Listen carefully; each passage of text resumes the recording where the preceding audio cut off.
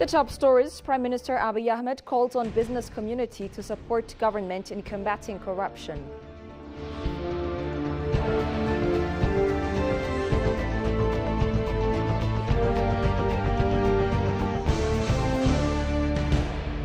And Fair Trade Africa advocates minimum wage to protect Ethiopian horticulture workers.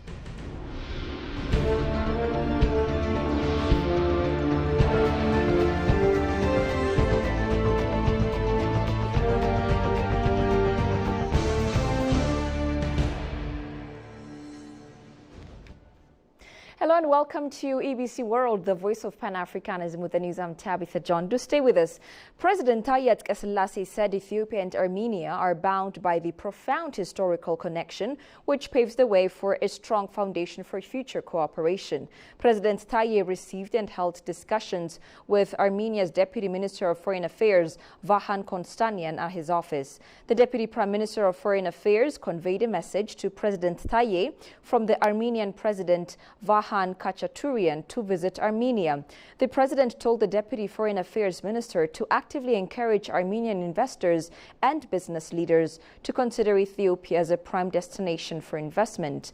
Deputy Foreign Minister Konstanyan, for his part, reiterated Armenia's keen interest in deepening the bilateral relationship, including in cultural domain. Armenia's first embassy in sub-Saharan Africa is located in Addis Ababa, underscoring the importance of their relationship. It was learned this strategic move signifies the importance of this relationship with Ethiopia and the broader African continent, recognizing Addis Ababa as a diplomatic hub. This exchange of high-level visits and the discussions reflect a concerted effort by both Ethiopia and Armenia to leverage their historical bonds and explore new avenues for mutual benefit across various sectors.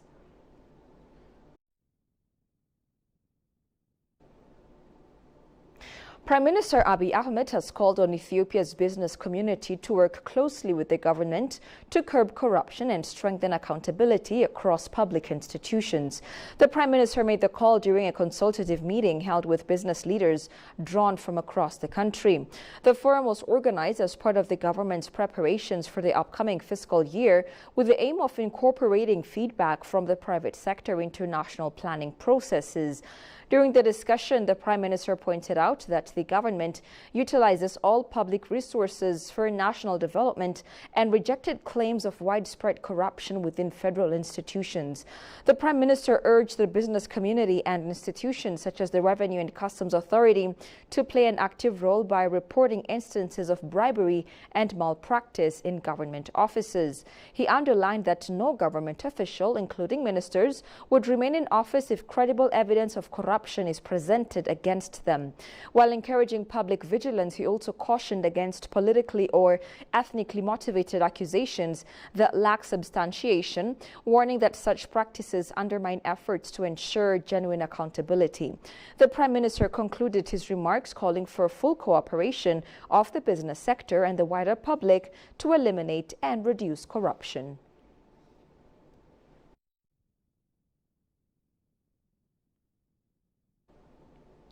Deputy Prime Minister Temesgen Tiruneh stated that the Ethiopian government is set to expand the Mesob One-Stop Service Center initiative nationwide following the successful performance of the institutions in the first phase of the reform.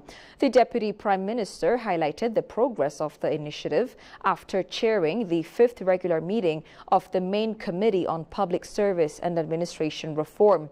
During the meeting, the committee assessed the service delivery performance of institutions involved in the initial rollout of Mesob, confirming that these institutions are delivering services efficiently and in alignment with established standards. The readiness of institutions preparing to join the second phase was also reviewed, alongside preliminary activities by regional states and the city administrations of Addis Ababa and Dire-Dawa, Temesgen said.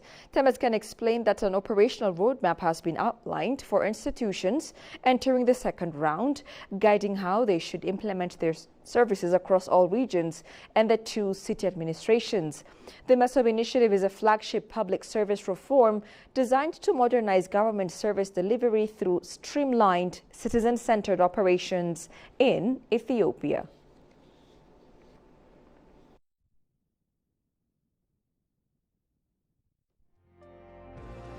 EBC World, the new voice of Pan-Africanism, has finalized its preparations to keep you posted on new developments, trending issues, and sundry other aspects in English, French, and Arabic. EBC World, your voice of Pan-Africanism, is coming to you live in multimedia formats, including television, radio, and dot stream, promoting Ethiopia and Africa using news, analysis, and programs, using state-of-the-art technology. EBC World, the voice. Welcome back. Fair Trade Africa says it is actively advocating for the introduction of a minimum wage in Ethiopia's private sector, particularly in the horticulture industry. The organization underscores its ongoing advocacy efforts are yielding promising developments. Goshumelliso reports. Fair Trade Africa is a non-profit organization that has impactful presence in Africa, particularly in the horticulture sector. The organization supports producers and farmers to have fair prices and better working conditions and improve their livelihoods. As part of its mission to empower and increase the capacity of trade unions in the horticulture sector, Fair Trade Africa has 7 certified farmers in Ethiopia. Senior Project Officer of Fair Trade Africa, Wandimene said, Fair Trade Africa has contributed farmers to negotiate and to secure better payment. We have managed to increase the capacities of trade unions so that they can negotiate better working conditions for workers. So last year, most of our certified flower farms have had their CBAs negotiated, and some of the benefits that they have managed to achieve is increased wages. So compared to last year, they have managed to increase wages of workers, and also they have managed to increase maternity leaves. They have managed to increase paternity leaves as well, working conditions, transport provision for workers, and also some other benefits. He also emphasized that the organization is holding ongoing consultations with relevant stakeholders to push for the establishment of a minimum wage. So what we do is just trying to lobby and advocate for the establishment of a minimum wage so that we can use that as a benchmark or as an entry point for the industry or for the employers. So that's what we are trying to do. We've been doing this over the last 2-3 years, organizing stakeholder sessions. The good thing is there is a buy-in by the government, and also the new proclamation in Ethiopia, the labor law proclamation, actually supports the establishment of minimum wage. It talks about establishing a board comprised of workers, the government, and employers coming together, setting or determining minimum wage, and then revising it periodically. So the National Labour Proclamation by itself actually supports the establishment of a minimum wage. So that's one, it's a very good progress. The senior project officer highlighted having a minimum wage for employees serves as a benchmark to protect workers' rights. The impact of having a minimum wage would be, it will serve as an entry point, it will serve as a benchmark.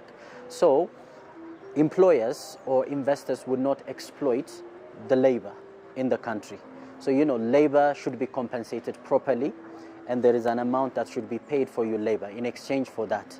And so the government will evaluate and assess all the criteria around, see the market, the rent, the prices of groceries, the economy and everything. They study and set a benchmark that no one should pay below this as an entry point. So it's a very good thing to also protect labor and also to empower workers. So, if there's no minimum wage, well, employers might exploit the resource. Employers might exploit the labor, and they might not compensate them properly. So they can pay whatever they want.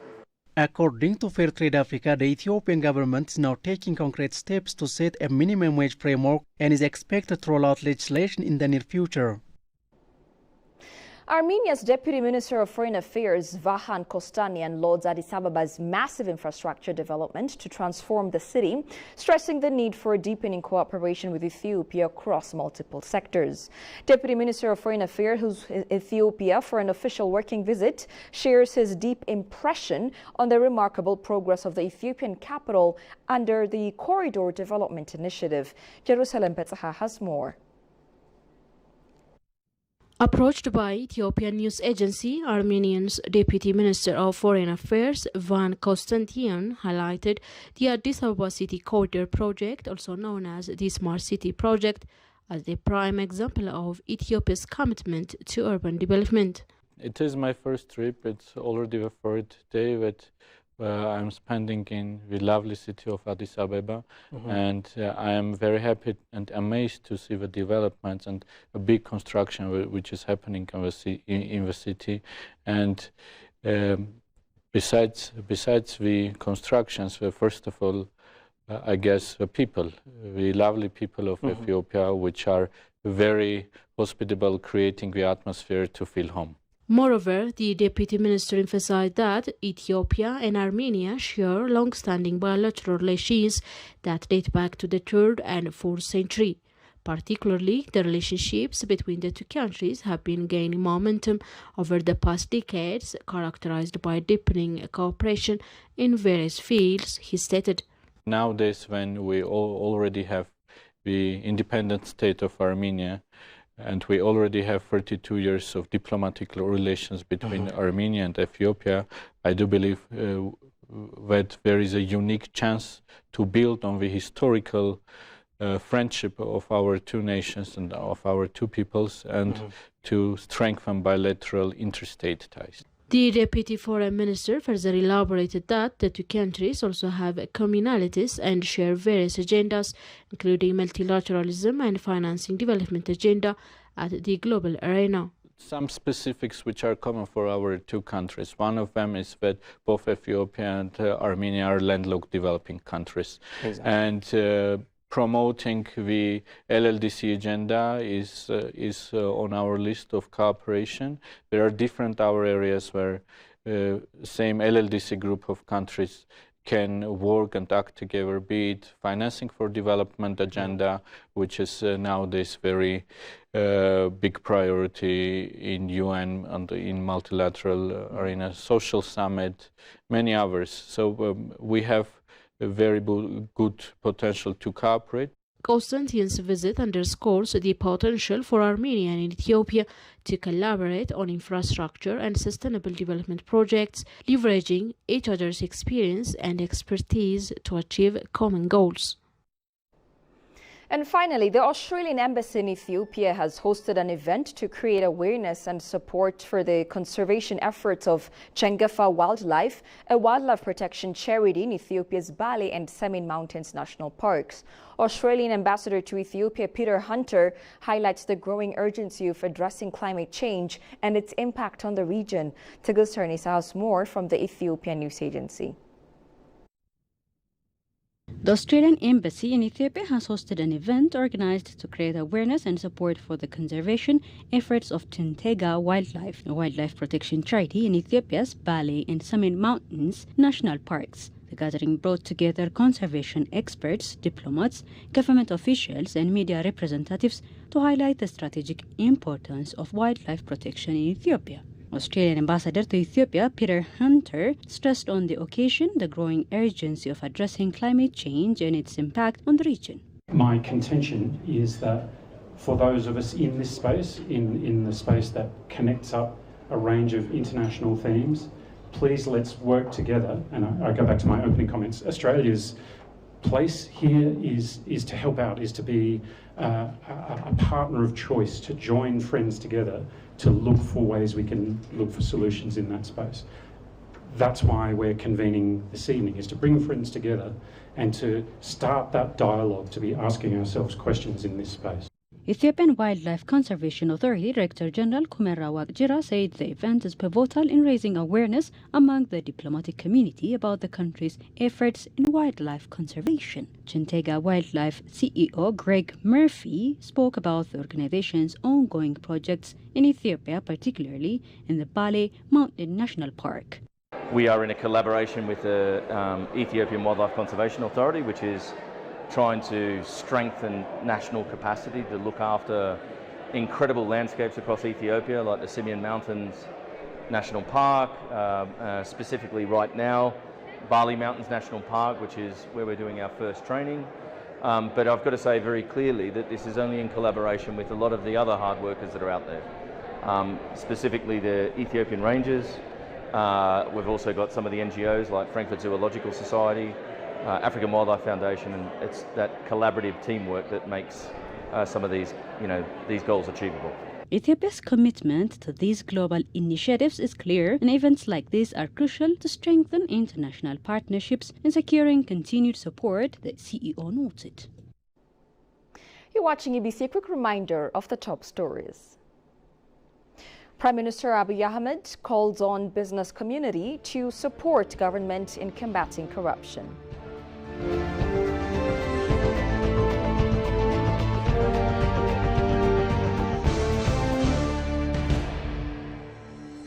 And Fair Trade Africa advocates minimum wage to protect Ethiopian horticulture workers.